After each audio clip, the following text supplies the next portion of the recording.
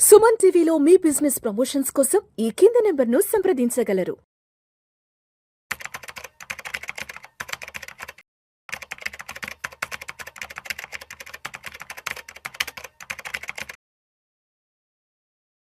అనిల్ గారు నమస్తే సార్. నమస్తే విష్ణు గారు.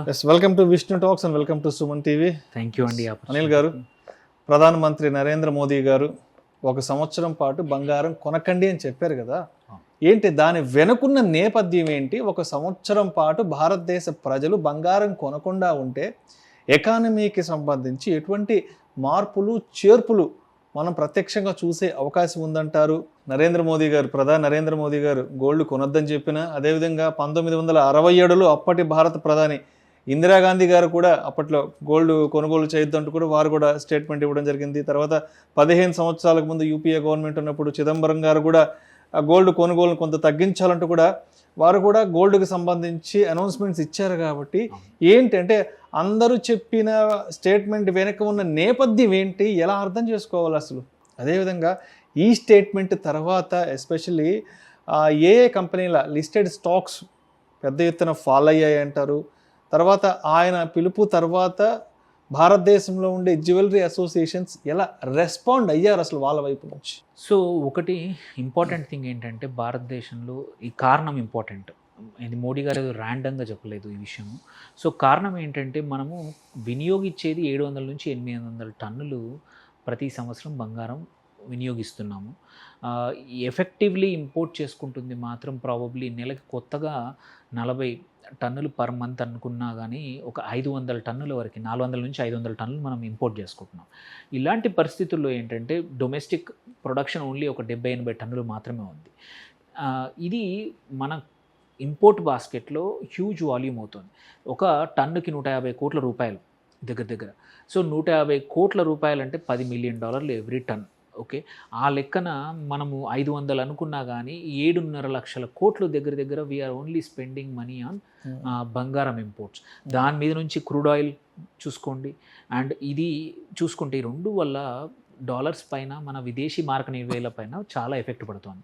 మనము పెంచాల్సింది లైక్ 2-3 ఇయర్స్ బ్యాకే, 2 ఇయర్స్ బ్యాకే మనం $700 బిలియన్ విదేశీ మారక ద్రవ్యాలు ఉండే. అక్కడ నుంచి ఇప్పటివరకు అంతా బాగుంది ఉంటే మన దగ్గర 900-1000 కోట్లకు వెళ్ళాల్సింది 700 నుంచి ఇప్పుడు 660, 670 దగ్గరికి వెళ్తున్నాం. ఎందుకు రీజన్ అంటే బంగారం ప్రైస్ పెరిగింది, డాలర్ వాల్యూ పెరిగింది, బంగారం ఇంపోర్ట్ పెరిగింది, క్రూడ్ ఆయిల్ ప్రైస్ పెరిగింది, క్రూడ్ ఆయిల్ ఇంపోర్ట్స్ పెరిగాయి, కన్జంప్షన్ పెరిగాయి. ఇన్ని దెబ్బలు తగులుతున్నప్పుడు ఏంటంటే కొంచెం ఇంపాక్ట్ తగ్గడానికి ఈ బంగారం 1 సంవత్సరం కొంచెం తక్కువ కొనండి అంటే, తక్కువ కొంటే ఆబ్వియస్లీ డిమాండ్ తగ్గుతుంది, ఇంపోర్ట్స్ తగ్గుతాయి. ఇంపోర్ట్స్ తగ్గితే మన ప్రభుత్వం మీద ఈ ద్రవ్య నిల్వలపైన, ఎస్పెషల్లీ ఫారిన్ రిజర్వ్స్ ఏవైతే ఉన్నాయో వాటి మీద ప్రెషర్ తగ్గుతుంది. ఆర్బీఐ వేరే వాటి మీద ఫోకస్ చేసి ఎక్స్పోర్ట్స్ ఎట్లా పెంచుకోవాలో వాటి మీద చేయొచ్చు. లేకపోతే ఆర్బీఐ యొక్క ఎనర్జీ మొత్తము ఓన్లీ రూపీని డిఫెండ్ చేయడానికే పోతుంది, డాలర్ని మేనేజ్ చేయడానికే పోతూ ఉంది. ఆ ఎనర్జీ అనేది సీరియస్గా వేరే వాటి మీద పెట్టాలి అంటే మాత్రం కొంచెం ఎందుకంటే బంగారం అనేది అన్ప్రొడక్టివ్ యాసెట్ థియరిటికల్లీ. సో అందుకోసమే అండ్ ఈ యుద్ధంలో అవన్నీ ఆల్రెడీ ఇంకొకటి మర్చిపోకూడదు ఏంటంటే, డొమెస్టిక్ ఇన్స్టిట్యూషన్స్, ఇండివిజువల్సే కాదు, సెంట్రల్ బ్యాంకులు కూడా కొంటున్నాయి బంగారం. ఎందుకంటే రూపీని కాపాడుకోవడానికి. అటు వాళ్ళు కొని, అంటే రిజర్వ్ బ్యాంకు కొని, మనము కొంటే డిమాండ్ ఇంకా పెరుగుతుంది. మనం కొనడం ఆపేస్తే కొంచెం మన డిమాండ్ తగ్గి కొంచెం ప్రెషర్ తగ్గుతుంది, అండ్ ఇన్ఫ్లేషన్ కూడా తగ్గుతుంది. సో ఒక్క బంగారం ఆపడం వల్ల 1 సంవత్సరం మనకి పెద్దగా ఫుడ్ కానీ వేరే విషయాల్లో ఇబ్బంది ఉండకపోవచ్చు. అండ్ ఇంకొకటి ఏంటంటే, రైజింగ్ బంగారం ప్రైజెస్ కూడా కొంచెం మన డిమాండ్ తగ్గితే మనకు అంది రావచ్చు. ఇప్పుడు 150,000 అనేది న్యూ నార్మల్ అయిపోయింది. కొంచెం మనం కొండం తగ్గిస్తే 130,000కి పడిపోతుందేమో. సో 2 రకాలుగా ఉపయోగపడుతుంది బంగారం ప్రైజు నార్మలైజ్ అవ్వడానికి, అట్ ది సేమ్ టైం దేశానికి ఒక హెల్ప్ చేసిన వాళ్ళం అవుతాము. సో అండ్ ఆల్సో చాలామందికి అందుబాటులోకి మళ్ళీ బంగారం 130,000కి వస్తే అందుబాటులోకి వస్తుంది. ఎవరికైతే పెళ్ళిళ్ళకి అవసరం ఉందో, అవసరం ఉండి కొనుక్కుంటే పర్లేదు. కానీ ఇప్పుడు చాలామంది ఏంటంటే ఇన్వెస్ట్మెంట్ ఉద్దేశంతో ఇష్టం వచ్చినట్టు, అసలు యాక్చువల్లీ లాజిక్ ఏంటి, బంగారం ప్రైస్ పెరిగినప్పుడు డిమాండ్ తగ్గి ఇంపోర్ట్స్ తగ్గాలి. బట్ ఆపోజిట్ జరుగుతుంది. ఎందుకంటే అందరూ ఇన్వెస్ట్మెంట్ యాసెట్ లాగా స్పెక్యులేషన్కి వెళ్ళిపోతున్నారు. సో ఆ స్పెక్యులేషన్ని మార్కెట్లోంచి తీసేయడమే ఈ యొక్క స్టేట్మెంట్ ఉద్దేశం. నా కన్జంప్షన్ ఆపేయమనలేదు ఆయన, స్పెక్యులేషన్ తీసేయమన్నాడు. సో అందుకే మనం చూస్తున్నాము సడన్గా ఏమైంది, ఈ చెప్పిన కారణాల వల్ల మార్కెట్స్ కూడా స్పూక్ అయ్యాయి, భయపడ్డాయి. మనం తీసుకుంటే most of the listed companies చూసుకోవచ్చు, వెదర్ గోల్డ్ జ్యువెలరీ కంపెనీస్ కానీ, గోల్డ్ రీటైల్ కంపెనీస్ కానీ, దగ్గర దగ్గర ఒక 54 కంపెనీస్ ఉన్నాయి గోల్డ్ రిలేటెడ్ కంపెనీస్. అందులో మీరు చూసుకుంటే ఒక 2-3 కంపెనీస్ ఏవైతే డైమండ్లో వేరే వాటిలో ఉన్నాయి తప్పించి అన్ని రెడ్ నిన్న ఇవాళ. ఒక్కొక్కటి నిన్న నుంచి ఇవాళకి తీసుకుంటే 8-9% నుంచి 15-16% పడిపోయాయి. మీరు ఏవైనా తీసుకోండి, టైటన్ నిన్న ఒక 8-9% పడిపోయింది, ఇవాళ కూడా 2.5% పడిపోయింది.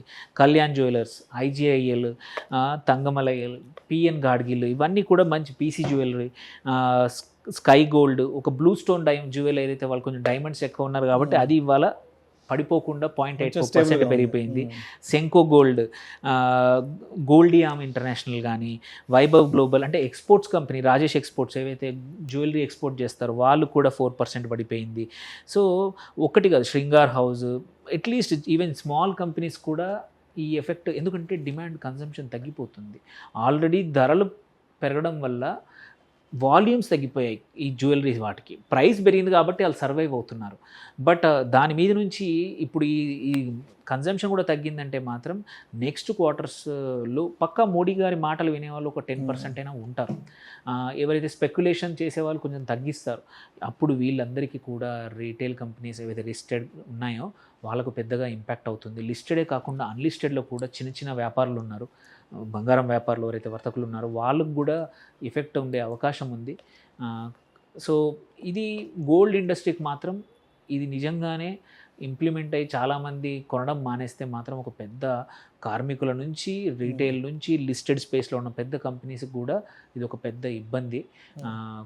కాకపోతే వినియోగదారులకు మాత్రం గోల్డ్ ప్రైజెస్ ఏమైనా మళ్ళీ తగ్గుతాయనే ఆశ మాత్రం మొదలైంది. మోడీ గారు చెప్పాక మళ్ళీ 1,50,000 నుంచి, కానీ అవ్వలేదు. బంగారం ప్రైస్ పెరిగింది, స్టాక్స్ పడిపోయాయి, బట్ నిన్న కూడా ఒక 2,000-3,000 ప్రైస్ పెరిగింది, ఇవాళ కొంచెం ఫ్లాట్గా ఉంది. అండ్ ఇప్పుడు ఒక కామన్ మ్యాన్కి వస్తున్న మరొక ఆలోచన ఏంటంటే, మోడీ గారు బంగారం కొనొద్దన్నారు కదా, సిల్వర్ కొనొచ్చా అంటూ కూడా మళ్ళీ కొంతమంది ఇలాంటి ప్రశ్నలు తలెత్తుతున్నాయి. కాబట్టి ఏంటి అంటే బంగారం వరకు పక్కన పెట్టేసి సిల్వర్ కొనుక్కోవచ్చా? So it's a very good question actually. Otherwise also silver actually మంచి కొనుక్కోవచ్చు అని రీసెంట్గా మొన్నటి వరకు మనం సిల్వర్ డౌన్ ఎంతవరకు వస్తుందని అన్నాము. బట్ ప్రపంచవ్యాప్తంగా అందరూ అనలిస్టులు కానీ స్పెక్యులేషన్ ఏంటంటే సిల్వర్ మళ్ళీ కొంచెం పెరుగుతుంది. అండ్ దాని తగ్గట్టే మీరు చూసుకుంటే సిల్వర్ నిన్న కొంచెం ఈ లాస్ట్ ఫ్యూ డేస్ పెరిగింది, ఇవాళ మాత్రం కొంచెం ఒక 1%. ఆబ్వియస్లీ గోల్డ్ కొనకపోతే సిల్వర్ వైపు అయితే మళ్ళీ అవకాశాలు ఉన్నాయి. రీటైల్ ఇన్వెస్టర్స్ అది నగల రూపంలో కావచ్చు, ఎందుకంటే దాని ప్రైస్ తక్కువ, రిలేటివ్లీ చూసుకుంటే గోల్డ్ ఇంపోర్ట్ కన్నా సిల్వర్ ఇంపోర్ట్ కాస్ట్కి బిల్లు తక్కువ అవుతుంది మనకి. సో మీరు 1 కిలో సిల్వర్కి చాలా అంటే మినిమల్ 1 తులం, ఒక 10 గ్రాముల బంగారం అంతే. సో ఒక రకంగా మంచిది యాక్చువల్లీ. గోల్డ్ కన్నా సిల్వర్ని మనం వాడడం వల్ల ఎస్ అది కూడా ఇంపోర్ట్ చేస్తాము, బట్ ఇంపోర్ట్ బిల్ అయితే తగ్గుతుంది మనకి. సో ఆ లెక్కను చూస్తే సిల్వర్ గోయింగ్ ఫార్వర్డ్ పెరిగే అవకాశాలు ఉన్నాయి. ఎందుకంటే ఈ ఇబ్బందుల వల్ల గోల్డ్ మనకి ఇంకోటి డబుల్ రకాలు గోల్డ్ పెరగడం మన కేసులో ఇంటర్నేషనల్ మార్కెట్లో పెరుగుతుంది, సైమల్టేనియస్లీ మన రూపీ కూడా 95 హిట్ అయింది. సో ఇండియన్ వినియోగదారులకి గోల్డ్ ఎక్కువ రేట్కి మనకి ఇంటర్నేషనల్ మార్కెట్ కన్నా చేయాల్సి వస్తుంది ఎఫెక్టివ్లీ. సో గోయింగ్ ఫార్వర్డ్ ఇది డిమాండ్ తక్కువ చేస్తుంది అనేది మాత్రం అనిపిస్తూ ఉంది. మోడీ గారి తర్వాత ఇంకా తగ్గచ్చు. ఓన్లీ థింగ్ ఏంటంటే స్పెక్యులేషన్ పోతుంది, కన్సంప్షన్ అట్లాగే ఉంది. సో అనిల్ అంటే ఇప్పటివరకు మనం ఫిజికల్ గోల్డ్ గురించి, ఆ ఫిజికల్ గోల్డ్ అమ్మే వ్యాపారస్తులకి రాబోయే ఇబ్బందుల గురించి మాట్లాడుకుందాం. అండ్ ఒక్కసారి మనం ఈటీఎఫ్లు, ఈ మ్యూచువల్ ఫండ్స్, తర్వాత ఈ గోల్డ్ బీసీ వీటి గ్రాఫ్ ఎలా ఉంది?